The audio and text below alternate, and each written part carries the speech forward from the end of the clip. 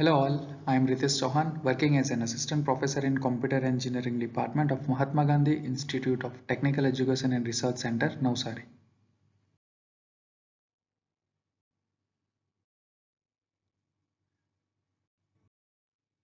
So in Unit 1, we already covered some of the topics like what is compiler, what is interpreter and difference between compiler and interpreter and all.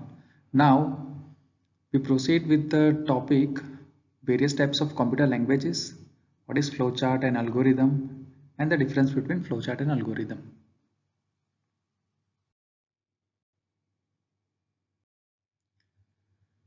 So basically there are three categories for computer language, where first one is machine level language.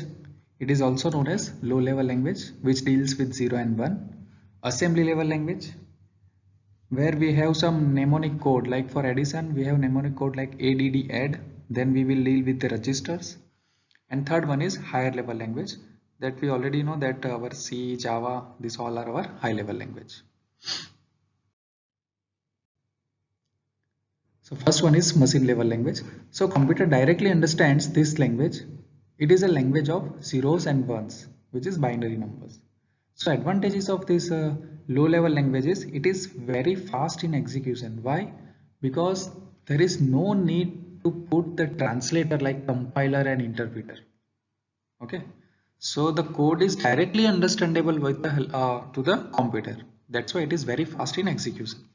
So it does not require any extra system or software to run the program because it consists of zeros and ones. So we did not need any software or extra system.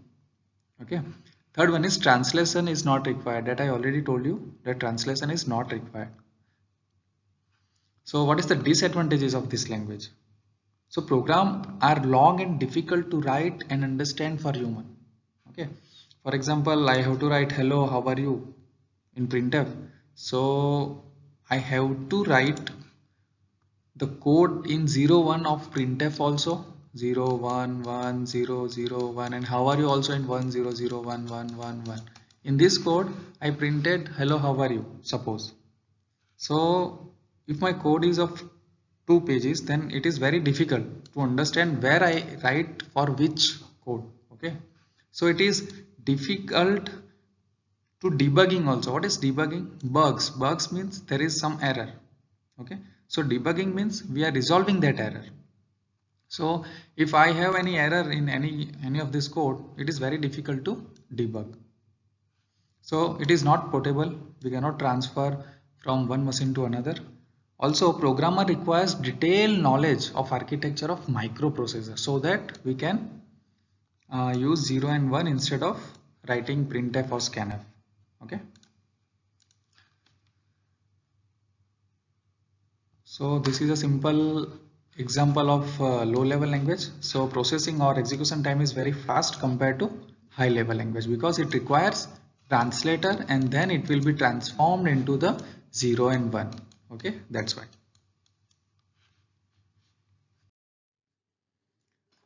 So second language is assembly language. So every machine language instruction is assigned to English word mnemonic such that it should describe functions of instruction. System cannot understand this language directly. So we require translator that converts assembly language to machine language. So this translator is called assembler. Okay. What compiler do? Compiler takes the source program and translate it into the machine level language. But assembler is also one of the translator. There are three translator: compiler, assembler, and interpreter. Okay. But assembler takes only assembly level language. Okay. Now, what do you mean by assembly level language?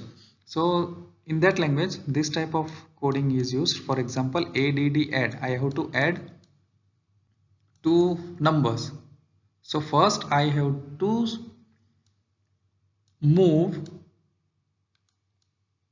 number in one of the register. Suppose I move A in R0. R0 is my register. Okay. And similarly I have to move B in suppose R1. Okay, so now I can add A and B, and I can store in R1 or R2. Okay, so these are mnemonic codes. Add, move, for subtraction SUB is used, for division DIV is used. Okay, so what is the advantages of assembly level language? Program are easy to understand compared to machine level language. That is true. Programs are smaller in size compared to machine level language, because in machine level language we only write 0 and 1 for each and every sentence or each and every word. Okay. Third one is programs can be entered quickly using alphanumeric keyboard. So what are the disadvantages of assembly language? It is not portable. Programmer should know the structure of assembly language, like what is this add, for division what are the mnemonic code, for modulo what are the mnemonic code. Okay, you have the knowledge, or user have the knowledge, the structure of assembly language. Also it requires assembler as a translator. So compared to machine level language, assembly level language execution is also slow. Okay, and third language is higher level language. So we can write programs in English like manner, and it is more convenient to use. For example, you know the structure of C program. So if you want to print hello how are you, you simply write printf hello how are you.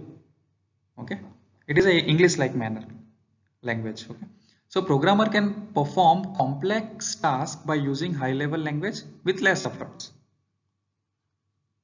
Also, it is similar to natural language and mathematical notation. Okay. For I have to suppose add two numbers, simply I do a plus b. But in machine level language I have to put the binary numbers of a plus and b. Okay. So the example of high level language is C, C++, Java, etc. So advantages of higher level language is easier to learn, requires less time to write compared to assembly language and machine language, provides better documentation, easier to maintain, it is portable. Easier to maintain means we can store and we can transfer from one system to another to execute the same program. Okay, that's why it is portable.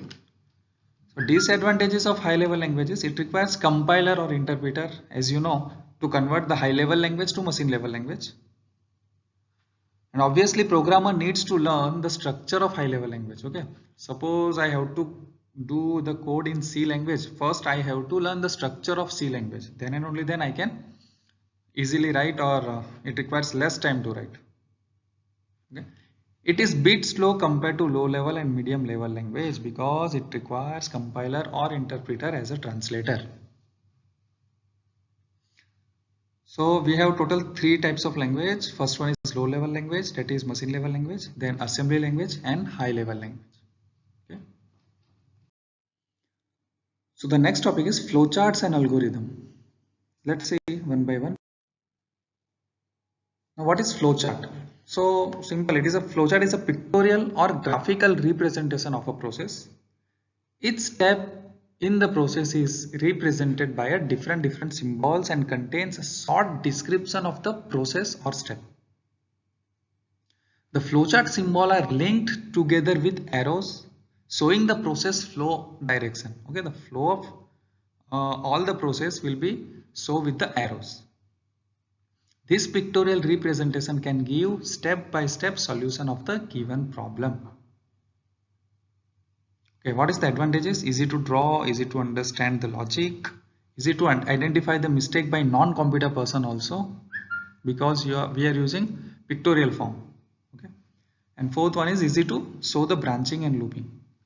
The disadvantages of flowchart is time consuming, because for drawing it takes more time if there is a larger problem. Difficult to modify, if we draw already a program and if we have to update that program, it is very difficult because there are many arrows in the flowchart, so we have to join from one place to another if we modify, so that is more hectic and very difficult to draw flowchart for a big or complex problem. So these are the various symbols used in the flowchart.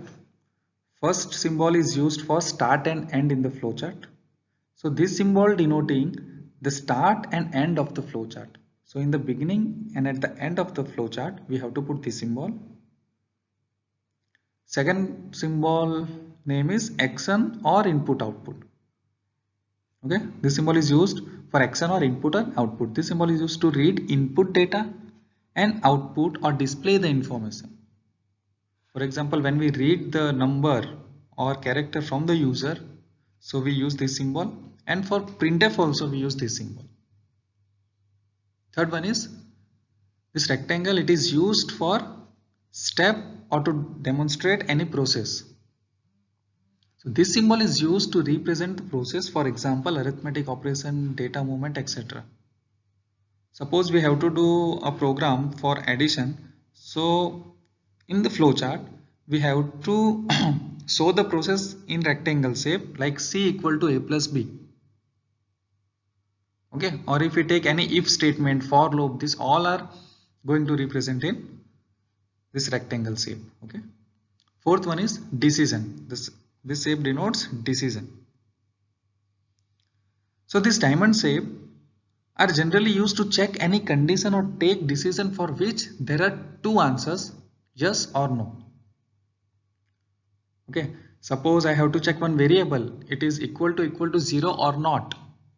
So what I do, simply suppose if n is equal to 0, if it is yes, I have to draw a flow line like yes and proceed with the rest of the program, and if it is no, then I have some program for this condition. Okay, so this diamond shape is used for checking the condition or decision making, which have only two answers, it may be true or false. Third one is flow lines. So these lines are used to connect symbols used in flowchart and indicate direction of flow. For example, here we start, then here we read the number. Okay, then the process will be happen. Then suppose there is any decision making statement, so we represent it in diamond. So this flowchart shows the direction of flow in the flowchart. Okay, and last one is connector. So this symbol is used to connect or join the flow lines. Suppose you have a very large flowchart. So in one page or in one slide or in one page you are not able to draw that particular flowchart. Then you have to use this connector. For example, this is my one page and I completed here. I give a name like A, and in next page I have to start with the connector that is A. This is our next page, and now I can draw the flowchart here. Okay, so it is a simply connector.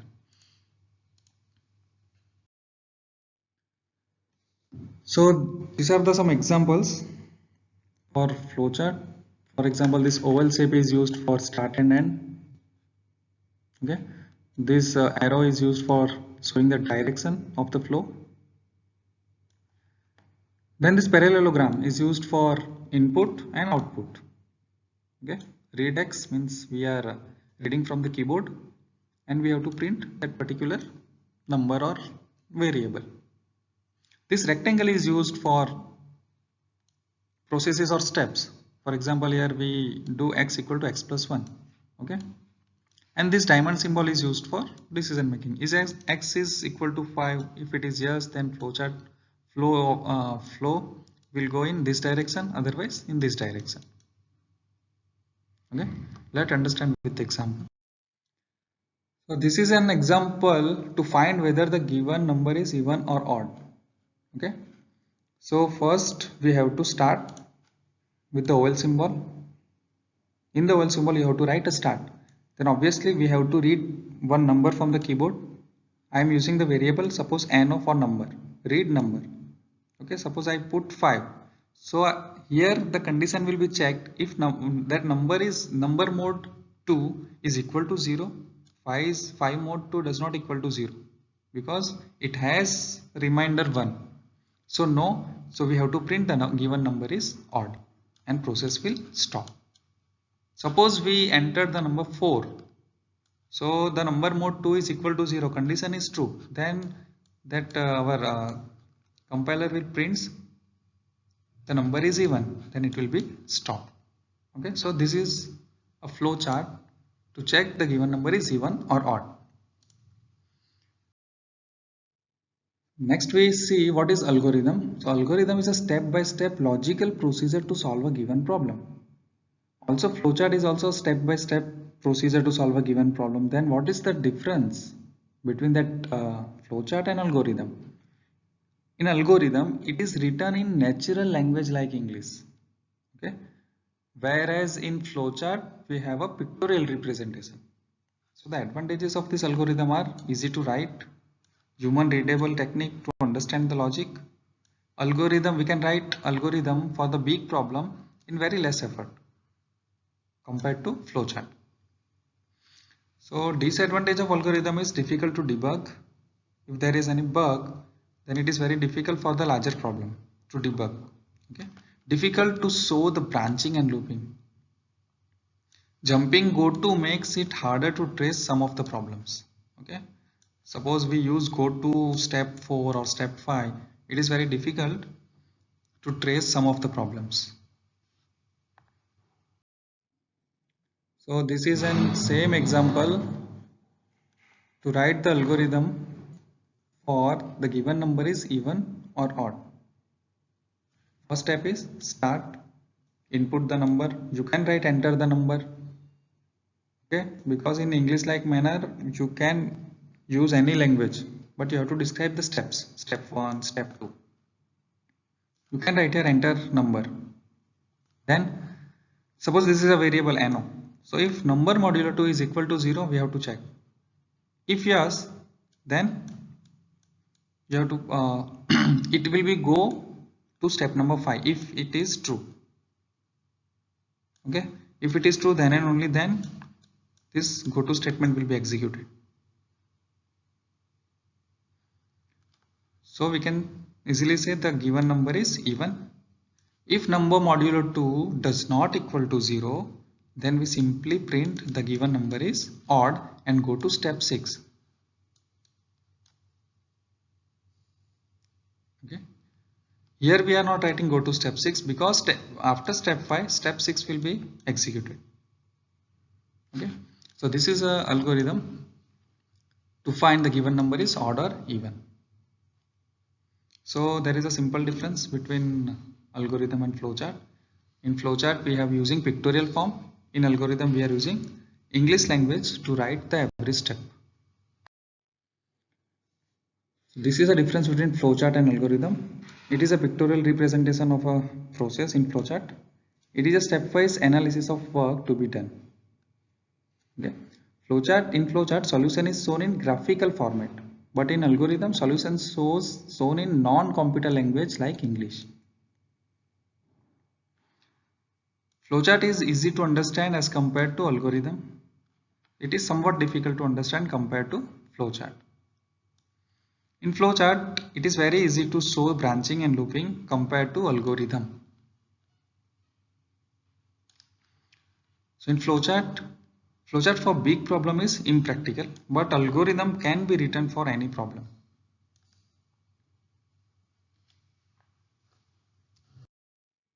So this is an example to find sum of two number. We have to write algorithm also and we have to draw flowchart also. Okay. So what is algorithm? First start. Then what is our second step? For addition, obviously we have to input two numbers. So first input number will be stored in A, second input number will be stored in B, then we are using third variable where we have to store the addition of A and B. That is step number 4, and simply we have to display sum and the process stops. So this is the algorithm for sum of two number. Then what is the flowchart? Simple, we have to follow this step. First start, that an input value A. Oh, okay, you can write in the step number 2 input two number, say A and B. It is also true. Okay, so you have to write here input value or enter the value of a and b. Okay, then that is also true. So this statement will source the input value of b, then in rectangle shape, because it is action, we have to write sum equal to a plus b in rectangle shape. Okay, now we have to display sum in the process ends. So this is a simple example to find the summation of two numbers with the help of algorithm and flowchart. So here we end the unit number 1. So in next session we proceed with the next video we proceed with the unit number 2. Thank you.